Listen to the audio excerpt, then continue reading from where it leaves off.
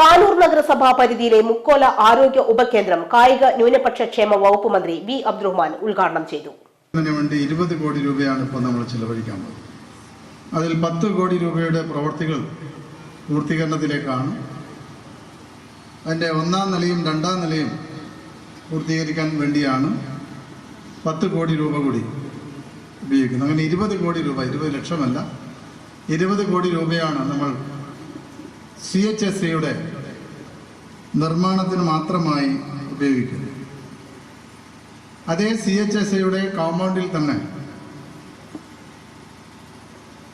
നമ്മുടെ തീരപ്രദേശങ്ങളടക്കമുള്ള സാധാരണക്കാരായ ആളുകൾക്ക് ഡയാലിസിസ് ചെയ്യുന്നത്. ഇപ്പോൾ ധാരാളം വൃക്കരോഗികൾ നമ്മുടെ തീരദേശത്തൊക്കെ കൂടുന്നുണ്ട്. അതുകൊണ്ട് തന്നെ അവർക്കുള്ള സൗകര്യം ഏർപ്പെടുത്തുന്നതിന് വേണ്ടി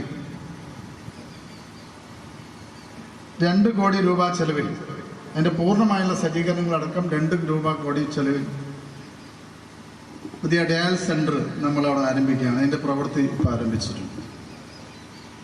അതിനോട് ചേർന്ന് തന്നെ MLAയുടെ ആസ്തി വികസന ഫണ്ട് ഉപയോഗിച്ചാണ് കെട്ടിടത്തിന്റെ നിർമ്മാണം പൂർത്തീകരിച്ചത്. താൻ നിയോജകമണ്ഡലത്തിൽ കെട്ടിട സൗകര്യം ഇല്ലാത്ത എല്ലാ ആരോഗ്യ ഉപകേന്ദ്രങ്ങൾക്കും കെട്ടിടം നിർമ്മിക്കുന്നതിന് ഭൗതിക സാഹചര്യം മെച്ചപ്പെടുത്തുന്നതിനുമായി MLAയുടെ ആസ്തി വികസന ഫണ്ടിൽ നിന്നും വിവിധ പഞ്ചായത്തുകളിലെ 9 കേന്ദ്രങ്ങൾക്കാണ് തുക അനുവദിച്ചിരുന്നത്. ഇതിൽ 8 പണി പൂർത്തീകരിച്ചത്. താനൂർ നഗരസഭാ സ്ഥിരസമിതി അധ്യക്ഷൻ അലി അക്ബർ, കൗൺസിലർമാരായ നൌഷാദ്, ഫാത്തിമ, ഷീന, കൃഷ്ണൻ, ജില്ലാ medical officer doctor R Renuka, medical officer Tanur doctor M Sajitha, NHM ജില്ലാ പ്രോഗ്രാം ഓഫീസർ TN അനോപ്, മറ്റു രാഷ്ട്രീയ പാർട്ടി പ്രതിനിധികൾ എന്നിവരും സംബന്ധിച്ചു.